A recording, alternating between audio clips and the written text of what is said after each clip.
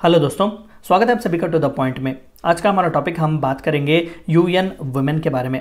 ये एजेंसी करती क्या है, दरअसल इसका मिशन क्या है और इसके ऑब्जेक्टिव्स क्या है, इन सभी चीज़ों के बारे में आज का हमारा टॉपिक।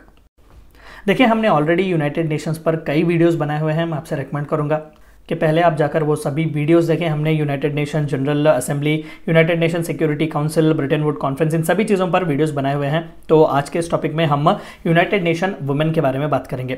तो what is it UN women जब हम कहते हैं, सुर्खियों में छाया हुआ होता है, इसके कई रिपोर्ट्स भी आते हैं। तो दरअसल है क्या? It is United Nations entity established in 2010 dedicated to gender equality and the empowerment of women. हमने देखा कि यूनाइटेड नेशंस के कई अलग अलग ऑर्गन्स हैं जो अलग अलग कामों के लिए या फिर अलग अलग मिशंस के लिए, ऑब्जेक्टिव्स के लिए कर रहे हैं।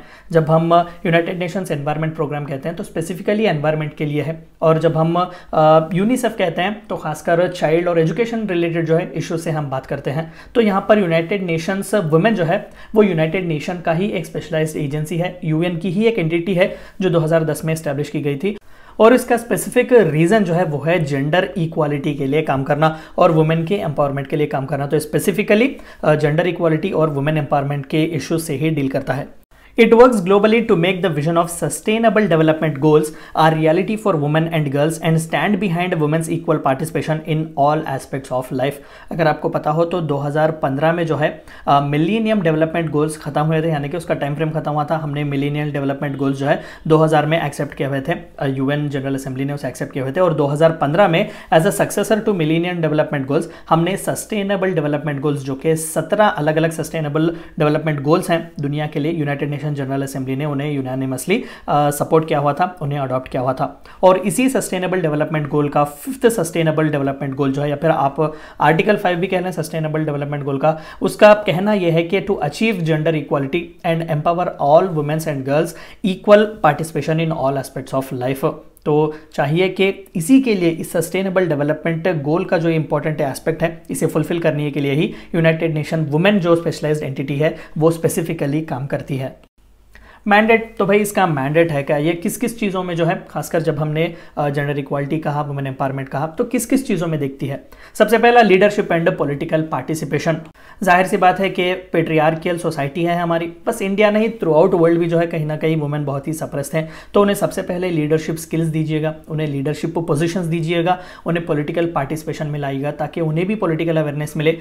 इक्वल जेंडर राइट्स क्या होते हैं, ह्यूमन राइट्स क्या होते हैं, इस तरीके के पॉलिटिकल पार्टिसिपेशन में जब वो आएंगे, पॉलिटिकल कॉन्सेप्ट्स को देखेंगे, तभी तो जो है उनका एम्पावरमेंट होगा। इकोनॉमिक एम्पावरमेंट, उन्हें इकोनॉमिकली भी एम्पावर करना है। एंडिंग वायलेंस अगेंस्ट वुमेन, रोजमर्रा की जिंदगी में हम कई डोमेस्टिक वायलेंस देखते हैं, अब्यूज देखते हैं, वुमेन ट्रैफिक्स वगैरह देखते हैं, उसके खिलाफ भी काम करना है। ह्यूमैनिटेरियन एक्शन, जहां कहीं पर भी उन्हें जरूरत हो, फाइनेंशियली हो, इमोशनल सपोर्ट की भी क्यों ना जरूरत हो, वहां पर प्रोवाइड करना।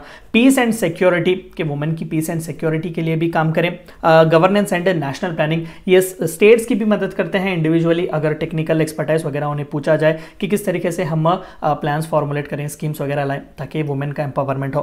The 2030 agenda for sustainable development, यहाँ से भी जैसे कि अभी मैंने कहा कि आर्टिकल 5 या फिर सस्टेनेबल डेवलपमेंट गोल नंबर 5 जो कि इक्वल अपॉर्चुनिटी की बात करता है, जेंडर इक्वालिटी की बात करता है, तो वहाँ भी फुलफिल करना है। और HIV और एड्स, अगेन जैसा कि हम देखते हैं ये एक बहुत ही प्रिवलेंट एक डिसीज़ है जो बहुत बुरी तरीके से ऑनस्लॉट पर है ह्यूमंस के। मेन ही नहीं, वुमेन भी जो है इसमें बहुत ही बुरी तरीके से फंसे हुए हैं, तो यहाँ पर भी वो मदद करने की कोशिश करते हैं।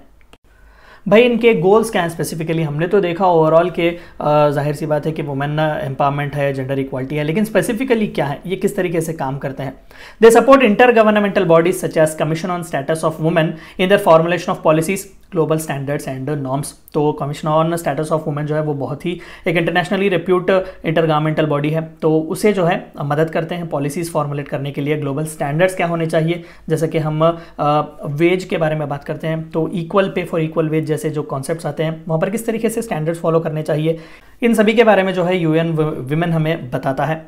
Helps UN member states implement the above standards, standing ready to provide suitable technical and financial support to those countries if requested. तो इन स्टैंडर्ड्स को फुलफिल करने के लिए अगर कोई भी कंट्री उनकी मदद मांगता है यूएन वुमेन की, तो ये स्पेशलाइज्ड एजेंसी उन्हें देती है कि प्रोग्राम्स कैसे होने चाहिए, स्कीम्स किस तरीके से होने चाहिए ताकि वुमेन का एम्पावरमेंट हो। Enable member states to hold UN system accountable for its own commitment on gender equality, including regular monitoring of system-wide progress. जैसे कि मैंने कहा कि सस्टेनेबल डेवलपमेंट गोल नंबर 5 जो कि वुमेन एम्पावरमेंट के बारे में है, जेंडर इक्वालिटी के बारे में है, तो ये चाहता है कि मेंबर स्टेट्स जो है वो यूनाइटेड नेशन को रिस्पॉन्सिबल खड़ा करे, अकाउंटेबल खड़ा करे कि बस बड़ी बातें करने से कुछ नहीं होता, you also need to do adequate action so that the real empowerment of women takes place. ये थी चंद बातें आपको जाननी थी यूएन वुमेन के बारे में। Thank you for watching my video.